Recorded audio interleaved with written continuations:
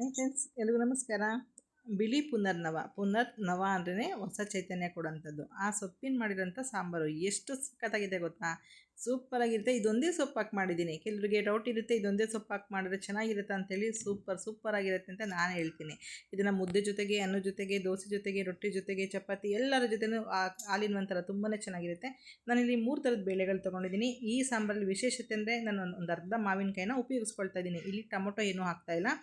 ಹೆಸರುಬೇಳೆ, ತೊಗರಿಬೇಳೆ ಹಾಗೆ ಮಸೂರು ದಾಲ್ ತೊಗೊಂಡಿದ್ದೀನಿ. ಆ ಬೇಳೆ ನಾನು ತೊಳೆದು ಒಂದು ಸ್ವಲ್ಪ ಈ ರೀತಿ ನೊರೆ ಎಲ್ಲ ಬಂದಮೇಲೆ ನೊರೆ ಎಲ್ಲ ತೆಗೆದು ನಂತರನೇ ನಾನು ಬೇಳೆ ಮತ್ತು ಅಕ್ಕಿ ಎರಡನ್ನೂ ಈ ರೀತಿ ಬೇಯಿಸ್ಕೊಳ್ಳೋದು. ನೀವು ಕೂಡ ಈ ಟಿಪ್ಸ್ನ ಬೇಕಾದ್ರೆ ಫಾಲೋ ಮಾಡಿ. ಸಮಯ ಏನು ತುಂಬ ವೇಸ್ಟ್ ಆಗೋದಿಲ್ಲ. ಈ ರೀತಿ ನೊರೆ ತೆಗೆಯೋದ್ರಿಂದ ಕೆಲವೊಂದು ಸಲ ಬೇಳೆಗಳು ತಿಂದಾಗ ಗ್ಯಾಸ್ಟ್ರಿಕ್ ಆಗುತ್ತೆ ಅಂತೆಲ್ಲ ಹೇಳೋದ್ರಿಂದ ಆ ಪ್ರಾಬ್ಲಮ್ ಕೂಡ ಬರೋದಿಲ್ಲ. ಈ ರೀತಿ ನೊರೆ ಎಲ್ಲ ತೆಗೆದಾದ್ಮೇಲೆ ಅದಕ್ಕೆ 1 ಸ್ಪೂನಷ್ಟು ಎಣ್ಣೆ ಹಾಕೊಳ್ಳೋಣ. ಬೇಳೆ ಬೇಗ ಬೇಯುತ್ತೆ ಅನ್ನೋ ರೀಸನ್ಗೆ ಹರಳೆಣ್ಣೆ ಹಾಕ್ಕೊಳ್ತಾ ಇದ್ದೀನಿ. ಹಾಗೆ ಒಂದು ಹಸಿಮೆಣಸಿನಕಾಯಿ, ಅರ್ಧ ಈರುಳ್ಳಿ, ಅರ್ಧ ಮಾವಿನಕಾಯಿ, 1 ಗೆಡ್ಡೆ ಬೆಳ್ಳುಳ್ಳಿ ಇಷ್ಟನ್ನು ಹಾಕ್ಕೊಂಡು ಜೊತೆಗೆ ಅರ್ಧ ಇಂಚಷ್ಟು ಶುಂಠಿನ ಜಜ್ಜಿ ಹಾಕ್ಕೊಳ್ತಾ ಇದ್ದೀನಿ. ಹಾಗೆ ಒಂದು ಅರ್ಧ ಸ್ಪೂನಷ್ಟು ಜೀರಿಗೆ ಹಾಕ್ಕೊಳ್ತಾ ಇದ್ದೀನಿ. ಇಷ್ಟನ್ನು ಹಾಕ್ಕೊಂಡು ಒಂದು 3 ವಿಸಲು ಚೆನ್ನಾಗಿ ಸಣ್ಣಗೆ ಬೇಯೋ ಥರ ನೀಟಾಗಿ ಕೂಗಿಸ್ಕೊಳ್ಳೋಣ. ಈಗ ಸೊಪ್ಪಿನ ಬಗ್ಗೆ ಒಂದು ಮಾಹಿತಿ ಕೊಡ್ತಾ ಇದ್ದೀನಿ. 7:30ಗೆ ನಾವು ವಾಕಿಂಗ್ ಹೋಗ್ತೀವಿ. ಒಂದು ಲೇಔಟ್ಗೆ ಹೋಗೋದ್ರಿಂದ ಅಲ್ಲಿ ತುಂಬ ನೀಟಾಗಿ ಮೇಂಟೈನ್ ಮಾಡ್ತಾರೆ. ಹಾಗಾಗಿ ಆ ಸೈಡ್ಗಳಲ್ಲಿ ಸೊಪ್ಪು ಹುಟ್ಟಿರುತ್ತೆ. ಈಗ ಮಳೆ ಬಂತಲ್ಲ, ಒಂದೇ ಒಂದು ಮಳೆಗೆ ತುಂಬ ಚೆನ್ನಾಗಿ ಸೊಪ್ಪು ಬಂದಿದೆ. ಆ ಸೊಪ್ಪು ಕಿತ್ಕೊಂಡು ಬರೋಣ ಅಂತ ಹೋಗಿದ್ವಿ. ಹಾಗಾಗಿ ಅಲ್ಲಿ ಈ ಸೊಪ್ಪಿನ ಬಗ್ಗೆ ಗೊತ್ತಿರಬೇಕು ನಿಮಗೆ ಮಾಹಿತಿ. ನಗಲು ಮುಳ್ಳಿನ ಸೊಪ್ಪಿದು. ಈ ಮುಳ್ಳನ್ನ ನಾವು ಗಂಧಿಗೆ ಅಂಗಡಿಗಳಲ್ಲಿ ತೊಗೊಂಡು ಬರ್ತೀವಿ. ಗಂಧಿಗೆ ಅಂಗಡಿನಲ್ಲಿ ಸಿಗುತ್ತೆ. ಇದು ಕೆ ಜಿ ಗಟ್ಟಲೆ ಸಿಗುತ್ತೆ. ತೊಗೊಂಡು ಬಂದು ಇನ್ನೂ ಸ್ವಲ್ಪ ದಪ್ಪ ಮುಳ್ಳಿರುತ್ತೆ. ಸ್ವಲ್ಪ ಬೆಚ್ಚಗೆ ಮಾಡಿ ಬಾಣಲಿನಲ್ಲಿ ಮಿಕ್ಸಿಲಿ ಪುಡಿ ಮಾಡಿ, ಕಿಡ್ನಿ ಸ್ಟೋನ್ ಇರೋರು ಇದನ್ನು ಬಿಸಿಲಿಗೆ ಹಾಕೊಂಡು ಕೂಡ ಕುಡಿಬೋದು. ಅಥವಾ ಹೀಗೆ ಸೊಪ್ಪು ಸಿಕ್ಕರೆ ಕಷಾಯ ಮಾಡಿ ಕುದಿಸ್ಬಿಟ್ಟು ಇದನ್ನು ಟೀ ಥರ ಕೂಡ ಮಾಡ್ಕೊಂಡು ಕುಡಿಬಹುದು. ಬಿಸಿನೀರಲ್ಲಿ ಕುದಿಸ್ಬಿಟ್ಟು ಸ್ವಲ್ಪ ಹಳದಿ ಮತ್ತು ಮೆಣಸಿನ ಪುಡಿ ಹಾಕ್ಬಿಟ್ಟು ಕುಡಿಬೋದು. ತುಂಬಾ ಚೆನ್ನಾಗಿರುತ್ತೆ. ಆರೋಗ್ಯಕ್ಕೆ ತುಂಬಾ ಒಳ್ಳೆಯದು.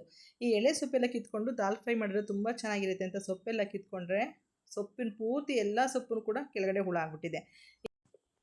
ಈ ಸೊಪ್ಪು ಎಲ್ಲೇ ಸಿಕ್ಕಿದ್ರು, ಯಾವಾಗ ಸಿಕ್ಕಿದ್ರು ಇರುವೆಗಳು ಮೊಟ್ಟೆ ಇಡೋದೇ ಜಾಸ್ತಿ ಇರುತ್ತೆ. ಈ ಸೊಪ್ಪಲ್ಲಿ ಸ್ವೀಟ್ನೆಸ್ ಇದೆಯೇನೋ ಗೊತ್ತಿಲ್ಲ. ಯಾವಾಗಲೂ ಕಪ್ಪು ಇರುವೆಗಳು, ದಪ್ಪ ಇರುವೆಗಳು ಗೊದ್ದ ಅಂತೀವಿಯಲ್ಲ, ಅದು ತುಂಬ ಮೊಟ್ಟೆಗಳಿಟ್ಟಿರುತ್ತೆ. ಹಾಗಾಗಿ ನೋಡಿಕೊಂಡು ಸೊಪ್ಪನ್ನ ಒಂದು ಸಲ ಎಲೆ ಕೆಳಗಡೆ ಮೊಟ್ಟೆಗಳಿದೆಯಾ ಚೆಕ್ ಮಾಡ್ಕೊಂಡು ನಂತರ ಸೊಪ್ಪು ಕಿತ್ಕೊಳ್ಳಿ. ಆ ಸೊಪ್ಪಿಗೆ ಮಾತ್ರನೇ ಅಷ್ಟೊಂದು ಹುಳ ಹತ್ತಂಥದ್ದು ನೋಡಿ. ಅದ್ರ ಪಕ್ಕನೇ ಈ ಸೊಪ್ಪಿದೆ. ಒಂದು ಹುಳ ಕೂಡ ಆಗಿಲ್ಲ, ಒಂದು ಎಲೆ ಕೂಡ ಹುಳ ಆಗಿಲ್ಲ. ತುಂಬ ಚೆನ್ನಾಗಿದೆ. ನಾನು ಬಿಳಿ ಪುನರ್ನವ ಸೊಪ್ಪು ಸಿಕ್ಕಿರೋದ್ರಿಂದ ಇದನ್ನು ಕಿತ್ಕೊಂಡು ಬಂದಿದ್ದೀನಿ. ತುಂಬಾ ಚೆನ್ನಾಗಿದೆ ಸಾಂಬಾರು.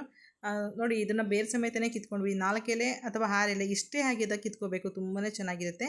ಈ ಸೊಪ್ಪು ತಂದು ಅಲ್ಲೇ ವಾಕಿಂಗ್ ಮಾಡ್ತಾ ಅಲ್ಲೇ ಕುತ್ಕೊಂಡು ಮಾತಾಡೋದ್ರಿಂದ ಅಲ್ಲೇ ಎಲ್ಲ ಸೋಸ್ಕೊಂಡು ಬಂದುಬಿಟ್ಟೆ. ಬೇರೆ ಸಮೇತನೇ ಕಿತ್ಕೊಂಡಿದ್ದೆ. ಬೇರೊಂದು ತೆಗೆದು ಸೊಪ್ಪೆಲ್ಲ ಸೋಸ್ಕೊಳ್ತಾ ಇದ್ದೀನಿ. ತುಂಬ ಚೆನ್ನಾಗಿರುತ್ತೆ ಸಾಂಬಾರು. ಮಳೆ ಹುಯ್ದ ತಕ್ಷಣವೇ ನಿಮಗೆ ಎಲ್ಲಾನ ಖಾಲಿ ಸೈಟು ಜಾಗ ಇದ್ದರೆ ಈ ಸೊಪ್ಪು ಬಂದೇ ಬರುತ್ತೆ. ಇನ್ನೇನು ಬೆಳಿಬೇಕಂತಿಲ್ಲ, ಅಷ್ಟು ಚೆನ್ನಾಗಿ ಬರುತ್ತೆ. ಒಂದು 3-4 ದಿವಸಕ್ಕೆಲ್ಲ ಒಂದೇ ಮಳೆಗೆ ಬಂದುಬಿಡುತ್ತೆ. ನೋಡ್ಕೊಂಡೆ ಹೋಗ್ಬೇಕಾದ್ರೆ ಕುಯ್ಕೊಳ್ಳಿ.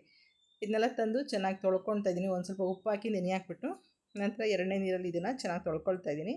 ತೊಳ್ಕೊಂಡು ಈ ಸೊಪ್ಪನ್ನ ಬೇಳೆ ಜೊತೆಗೆ ಹಾಕಿಲ್ಲ, ಬೇಳೆ ಆಲ್ರೆಡಿ ಕೂಗಿಸ್ಕೊಂಡಿದ್ದೀನಿ.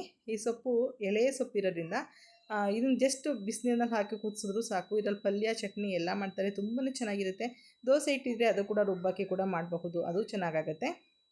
ಮಾವಿನಕಾಯಿ, ಬೇಳೆ, ಈರುಳ್ಳಿ, ಬೆಳ್ಳುಳ್ಳಿ ಎಲ್ಲ ಚೆನ್ನಾಗಿ ಬೆಂದಿದೆ. ಜಸ್ಟ್ ಈ ರೀತಿ ಸ್ವಲ್ಪ ಸ್ಮ್ಯಾಶ್ ಮಾಡ್ಕೊಳ್ತಾ ಇದ್ದೀನಿ. ನೀರು ಸ್ವಲ್ಪ ಕಡಿಮೆ ಇದೆ, ಇನ್ನು ಸ್ವಲ್ಪ ನೀರು ಕೂಡ ಹಾಕ್ಕೊಳ್ಳಿ. ನಿಮ್ಮ ಮನೇಲಿ ಮಾಡೋದಿದ್ರೆ ಸ್ವಲ್ಪ ನೀರು ಹಾಕ್ಕೊಂಡು ಕುದಿಸ್ಕೊಳ್ಳಿ. ನಾನು ಸ್ವಲ್ಪ ನೀರು ಹಾಕ್ಕೊಂಡು ನಂತರ ನಾನಿಲ್ಲಿ ಸೊಪ್ಪೇನು ತೊಗೊಂಡಿದ್ದೀನಿ ಅದನ್ನು 3/4 ಭಾಗದಷ್ಟು ತುಂಬ್ಕೊಳ್ತಾ ಇದ್ದೀನಿ. ಇದಕ್ಕೆ ನಾನು ಹಸಿಮೆಣ್ಸಿಕಾಯಿ ಒಂದೇ ಹಾಕಿದ್ರಿಂದ ಖಾರಕ್ಕೋಸ್ಕರ ನಾನು ಖಾರದ ಪುಡಿ ಬಳಸ್ತಾ ಇದ್ದೀನಿ. ಇದು ಪ್ಯೂರ್ ಧನಿಯಾದ ಪುಡಿ, 2 ಸ್ಪೂನಷ್ಟು. ಖಾರದ ಪುಡಿ ನಿಮಗೆ ಅವಶ್ಯಕತೆ ಎಷ್ಟಿದೆ ಅಥವಾ ಖಾರ ಎಷ್ಟು ಬೇಕೋ ನೋಡ್ಕೊಂಡು ಹಾಕ್ಕೊಳ್ಳಿ. ಖಾರದ ಪುಡಿ ಬೇಡ ಅಂದರೆ ನೀವು ಪೂರ್ತಿ ಹಸಿಮೆಣ್ಸಿಕಾಯಿಂದಲೇ ಮಾಡಬಹುದು ಈ ಸಾಂಬಾರನ್ನ.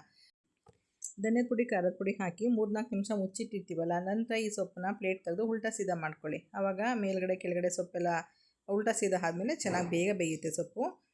ನಾನು ಸೊಪ್ಪು ಸಾರಿಗೆ ತುಂಬ ನೀರು ಹಾಕ್ತಾಯಿಲ್ಲ, ಇಲ್ಲಿ ಸ್ವಲ್ಪನೇ ನೀರಿದೆ. ಯಾಕೆಂದರೆ ನಾವು ಅದನ್ನೆಲ್ಲ ಮಸ್ತು ಮತ್ತು ಕುಕ್ಕರ್ ತೊಳೆದು ಎಲ್ಲ ಹಾಕೊಂಡು 4 ಜನಕ್ಕೆ ಆಗೋಷ್ಟು ಸಾಂಬಾರಾದರೆ ಸಾಕು ನನಗೆ. ಹಾಗಾಗಿ ತುಂಬ ರುಬ್ತಾ ಇಲ್ವಲ್ಲ, ಹಾಗಾಗಿ ತುಂಬ ನೀರು ಥರ ಮಾಡ್ಕೊಳ್ತಾ ಇಲ್ಲ ಸಾಂಬಾರನ್ನ.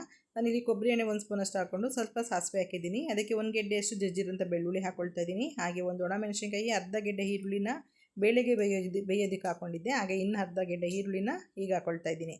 ತುಂಬ ಚೆನ್ನಾಗಿರುತ್ತೆ ಮಾವಿನಕಾಯಿ ಸಾಂಬಾರು ಜೊತೆ. ಮಾವಿನಕಾಯಿ ಜೊತೆಗೆ ಈ ಸಾಂಬಾರು ಒಂದು ಸಲ ಟ್ರೈ ಮಾಡಿ. ಮಾವಿನಕಾಯಿ ಇಲ್ಲಾಂದರೆ ಒಂದು ಟೊಮೊಟೊನ ಹಾಕ್ಕೊಳ್ಳಿ ಮಾವಿನಕಾಯಿ ಬದಲಿಗೆ. ಆದರೆ ಮಾಡೋ ಪ್ರೊಸೀಜರ್ ಈ ಥರ ಮಾಡಿ, ತುಂಬ ಚೆನ್ನಾಗಿರುತ್ತೆ. ನಾನಿಲ್ಲಿ ಯಾವುದೇ ತೆಂಗಿನಕಾಯಿ ಹಾಕಿಲ್ಲ, ಏನೂ ರುಬ್ಬಿಲ್ಲ. ಅದರ ಸಾಂಬಾರು ಮಾತ್ರ ತುಂಬಾ ಸಖತ್ತಾಗಿದೆ. ಇದು ಈರುಳ್ಳಿ ಎಲ್ಲ ಸ್ವಲ್ಪ ಫ್ರೈ ಆದ ನಂತರ ಈ ಕುಕ್ಕರ್ನಲ್ಲಿ ಬೇಯ್ತಾ ಇತ್ತಲ್ಲ ಬೇಳೆ ಮತ್ತು ಸೊಪ್ಪು, ಈಗ ಬೆಂದಿದೆ. ಈಗ ಅರ್ಜೆಂಟ್ ಮಾಡಬೇಕಂದಾಗ ಈ ರೀತಿ 2 in 1 ರೀತಿ ನೀವು ಮಾಡ್ಕೊಳ್ಬಹುದು.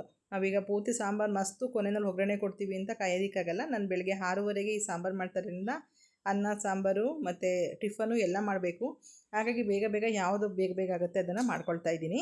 ಈಗ ಒಂದು ಕಡೆ ಅನ್ನ ಆಗಿದೆ, ದೋಸೆಗೆ ಚಟ್ನಿ ಕೂಡ ರುಬ್ಬಾಗಿದೆ, ಪಲ್ಯ ಆಗಿದೆ, ದೋಸೆ ಒಂದು ಹಾಕಬೇಕು, ಈ ಕಡೆ ಸಾಂಬಾರು ಒಗ್ಗರಣೆ ಮಾಡಬೇಕು.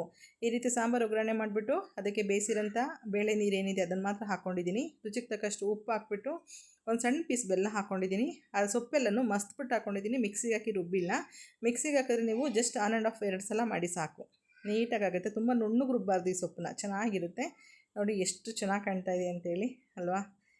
ಅನ್ನನ ಸ್ವಲ್ಪ ಮೆತ್ತಗೆ ಮಾಡ್ಕೊಳ್ತೀನಿ. ಒಂದು ಸ್ಪೂನ್ ತುಪ್ಪ, ಒಂದು ಉಪ್ಪಿನಕಾಯಿ, ಹಾಗೆ ಮಾವಿನಕಾಯಿ ಕಾಲಾಗಿರೋದ್ರಿಂದ ಒಂದು ಮಾವಿನ ಹಣ್ಣು, ಸಖತ್ತಾಗಿರುತ್ತೆ. ಇದೇ ಸಾಂಬಾರು ಸಾಯಂಕಾಲಕ್ಕೆ, ಮಧ್ಯಾಹ್ನಕ್ಕೆ ಅನ್ನ ಸಾಂಬಾರು ಆಯ್ತಲ್ಲ, ಸಾಯಂಕಾಲಕ್ಕೆ ಅಕ್ಕಿ ರೊಟ್ಟಿ ಮಾಡಿದ್ದೀನಿ. ಈ ಅಕ್ಕಿ ಹಿಟ್ಟಿಗೆ ಬರೀ ಉಪ್ಪು ನೀರು ಅಷ್ಟೇ ಹಾಕಿ ಒಂದು 20 ನಿಮಿಷ ಕಲಸಿಡಿ. ನಂತರ ಈ ರೀತಿ ಬಳ್ಕೊಳ್ಬಹುದು. ನಿಮಗೇನು ಬರಲ್ಲ ಅಂದರೆ, ರೊಟ್ಟಿ ತಿನ್ನೋಕೆ ಇಷ್ಟ ಇದ್ದು ಬಳಿಯೋದಕ್ಕೆ ಬರಲ್ಲ ಅಂದರೆ ಅದಕ್ಕೆ ಸ್ವಲ್ಪ ಗೋಧಿ ಹಿಟ್ಟು 1 ಸ್ಪೂನಷ್ಟು, ಅಥವಾ ಬಾಂಬೆ ರವೆ ಅಥವಾ ಸಣ್ಣ ರವೆ ಅದನ್ನು 1 ಸ್ಪೂನಷ್ಟನ್ನು ಅಕ್ಕಿ ಹಿಟ್ಟಿಗೆ ಮಿಕ್ಸ್ ಮಾಡಿ, ಆವಾಗ ನಿಮಗೆ ಬೈಂಡಿಂಗ್ ತುಂಬ ಚೆನ್ನಾಗಿ ಬರುತ್ತೆ. ನೋಡಿ ತೆಳುವಾಗಿ ಎಷ್ಟು ಕ್ರಿಸ್ಪಿಯಾಗಿದೆ ರೊಟ್ಟಿ ಜೊತೆ ಅಂತೂ ಸಾಂಬಾರು ಮಾಡಿಸ್ದಂಗಿದೆ, ಸಖತ್ತಾಗಿದೆ. ಮಸೊಪ್ಪು ಮಾಡಿದಾಗೆಲ್ಲ ಸಂಜೆಗೆ ರೊಟ್ಟಿ ಇರುತ್ತೆ, ಅಥವಾ ಮಸೊಪ್ಪು ಉಳಿದಿದ್ದು ಅಂದರೂ ಕೂಡ ನೀವು ರೊಟ್ಟಿ ಮಾಡ್ಕೊಳ್ಬೋದು. ಹಾಗೆಯೇ ಮಾವಿನ ಹಣ್ಣು ಉಪಯೋಗಿಸ್ಕೊಂಡು ಇಡ್ಲಿ ಮಾಡಿದೆ, ಮಕ್ಳಿಗಂತೂ ತುಂಬಾ ಇಷ್ಟ ಆಗುತ್ತೆ. ಇದನ್ನು ಮುಂದಿನ ವೀಡಿಯೋದಲ್ಲಿ ಅಪ್ಲೋಡ್ ಮಾಡ್ತೀನಿ, ಒಂದ್ಸಲ ಟ್ರೈ ಮಾಡಿ ನೋಡಿ. ಓಕೆ ಫ್ರೆಂಡ್ಸ್, ವಿಡಿಯೋ ಇಷ್ಟ ಆಯ್ತು ಅಂತ ಅಂದ್ಕೊಳ್ತೀನಿ. ಮುದ್ದೆ, ಅನ್ನ, ರೊಟ್ಟಿ ಯಾವ್ದ್ರ ಜೊತೆಗಾನ ಈ ಸಾಂಬಾರನ್ನ ಮಾಡ್ಕೊಳ್ಳಿ. Okay, bye, thank you.